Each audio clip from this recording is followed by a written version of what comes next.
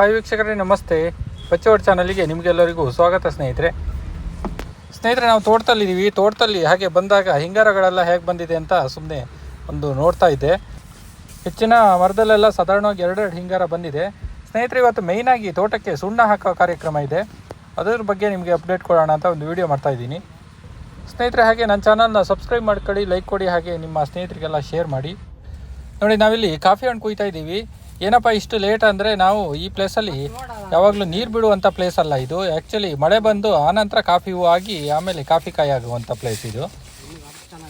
ಇಲ್ಲಿ ಕಾಫಿ ಹೂವು ಲೇಟಾಗಿ ಬರೋದ್ರಿಂದ ಇಲ್ಲಿ ಕಾಫಿ ಹಣ್ಣು ಸಹ ನಮಗೆ ಸ್ವಲ್ಪ ಲೇಟಾಗಿ ಸಿಗ್ತಾಯಿದೆ. ನೀವು ನೋಡ್ಬೋದು, ಕೆಲವು ಕಾಯಿಗಳು ಇನ್ನೂ ಕಾಯಾಗೇ ಇದೆ. ನೋಡಿ, ಇದೊಂದು ರೆಕ್ಕೆ ಶಾರ್ಟ್ ಪೂರರ್ ಪ್ರಾಬ್ಲಮಿಂದ ಈ ರೀತಿ ಒಣಗಿದೆ. ಇದಕ್ಕೂ ಸ್ಪ್ರೇ ಬರುತ್ತೆ. ಎಲ್ಲದಕ್ಕೂ ಎಂಥ ಸ್ಪ್ರೇ ಮಾಡೋದು ಅಂತ ನಾವು ಮಾಡ್ತಾ ಇಲ್ಲ ಅಂತ ಮೇಜರ್ ಪ್ರಾಬ್ಲಮ್ ಕಂಡ್ರೆ ನಂತರ ಮತ್ತೆ ಸ್ಪ್ರೇ ಮಾಡೋದಂತ ಇದ್ದೀವಿ. ಲೇಟಾಗಿ ಕಾಫಿ ಹಣ್ಣಾಗಿದ್ದರಿಂದ ನೋಡಿ ಎಷ್ಟು ಖಡಕ್ಕಾಗಿ ಹಣ್ಣಾಗಿದೆ ಅಂತ. ಕಾಫಿ ಹಣ್ಣಿಂದು ಕಲ್ಲರ್ ಎಲ್ಲ ತುಂಬ ಚೆನ್ನಾಗಿ ಬಂದಿದೆ. ಈ ತೋಟದಲ್ಲಿ ಸ್ವಲ್ಪ ಮಂಗನ ಕಾಟ ಕಡಿಮೆ, ಹಾಗಾಗಿ ಬಿಟ್ಟಿದೆ. ನೀವು ಇನ್ನೊಂದು ತೋಟ ಆದರೆ ಮಂಗಂದು ತುಂಬ ಪ್ರಾಬ್ಲಮ್ ಇದೆ. ಅಲ್ಲಾದರೆ ಕಾಫಿ ಹಣ್ಣು ಇಷ್ಟೆಲ್ಲ ಹಣ್ಣಾಗೋವರೆಗೆ ಬಿಡಲಿಕ್ಕಾಗಲ್ಲ. ನೋಡಿ, ಇದರಲ್ಲೂ ಒಳ್ಳೆ ಕಾಫಿ ಹಣ್ಣಿದೆ. ಆದರೆ ಏನಪ್ಪ ಅಂದರೆ ಇದರಲ್ಲಿ ಕೊಣಜ, ನಮ್ಮ ಕಡೆ ಕಾಫಿ ಹಣ್ಣು ಒಳಗಡೆ ಕೊಣಜ ಅಂತ ಕರಿತೀವಿ, ಅದು ಇರುವೆಗಳು ಫುಲ್ ಇದೆ ಇದರಲ್ಲಿ. ಕುಯ್ಬೇಕಾದ್ರೆ ಮತ್ತೆ ಕೈಗೆಲ್ಲ ಫುಲ್ ಹತ್ತುತ್ತೆ. ಬರೀ ಕೈಯಲ್ಲೇ ಕುಯ್ಯೋಕ್ಕೋದ್ರೆ ಕೈಯೆಲ್ಲ ಫುಲ್ ಬ್ಲಾಕ್ ಆಗಿಬಿಡುತ್ತೆ. ನಾವು ಈ ಪ್ಲೇಸಿಗೆ ಯಾವುದೇ ಕೀಟನಾಶಕನೂ ಯೂಸ್ ಮಾಡಿಲ್ಲ, ಹಾಗಾಗಿ ಇರುವೆಗಳು ಹಾಗೇ ಇದೆ. ನೋಡಿ, ಇಲ್ಲಿ ತೋಟಕ್ಕೆ ಸುಣ್ಣ ಹಾಕ್ತಾ ಇದ್ದೀವಿ.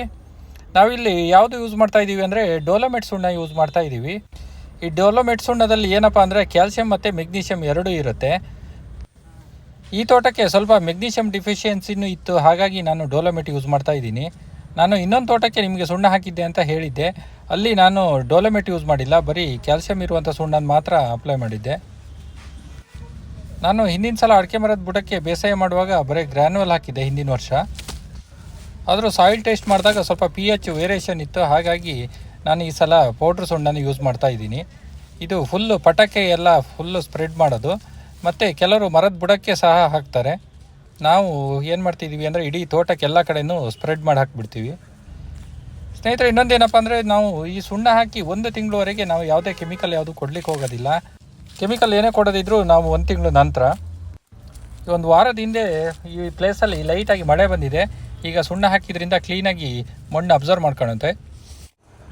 ನೋಡಿ, ಈ ಪ್ಲೇಸಿಗೂ ಸಹ ನಾವು ಬೇಸಾಯ ಮಾಡ್ತಾ ಇದ್ದೀವಿ. ಈ ಪ್ಲೇಸಿಗೆ ನಾವು ಬೇಸಾಯ ಮಾಡೋಕ್ಕಿಂತ ಮೊದಲೇ ಸುಣ್ಣ ಹಾಕ್ಕೊಂಡಿದ್ವಿ, ಹಾಗಾಗಿ ಬೇಸಾಯ ಮಾಡಲಿಕ್ಕೆ ಸುಲಭ ಆಗ್ತಿದೆ. ಇಲ್ಲೂ ಸಹ ನಾವು ಕೊಟ್ಟಿಗೆ ಗೊಬ್ಬರ ಬಿಟ್ಟರೆ ಯಾವುದೇ ಕೆಮಿಕಲ್ ಯೂಸ್ ಮಾಡ್ತಾ ಇಲ್ಲ. ನಾವೀಗ ತೋಟಕ್ಕೆ ಸುಣ್ಣ ಹಾಕಲಿಕ್ಕೆ ಇದು ಬೆಸ್ಟ್ ಟೈಮ್ ಅಂತ ಹೇಳ್ಬೋದು. ನಾವಿನ್ನು ಒಂದು 20-25 ದಿವಸ ಬಿಟ್ಟು ನೀರು ಕೊಡಲಿಕ್ಕೆ ಸ್ಟಾರ್ಟ್ ಮಾಡ್ತೀವಿ ಸ್ನೇಹಿತರೆ. ಹಾಗೆ ಕೆಲಸದ ಬ್ಯುಸಿ ಮಧ್ಯೆ ನಾವು ಇಲ್ಲಿ ಬೀಚಿಗೆ ಬಂದಿದ್ದೀವಿ. ಇದು ಯಾವುದಪ್ಪ ಬೀಚ್ ಅಂದರೆ ಕಾಪು ಬೀಚ್. ಇದು ಉಡುಪಿನಲ್ಲಿ ಫಂಕ್ಷನಿಗೆ ಬಂದಿದ್ವಿ, ಹಾಗೆ ಬೀಚಿಗೆ ಹೋಗಿ ಬರೋಣ ಅಂತ ಬಂದ್ವಿ ಸ್ನೇಹಿತರೆ. ನಿಮ್ಮ ಸಪೋರ್ಟ್ ಹೀಗೆ ಇರಲಿ. ನೆಕ್ಸ್ಟ್ ವಿಡಿಯೋದಲ್ಲಿ ಮತ್ತೆ ಸಿಗೋಣ. ಬಾಯ್.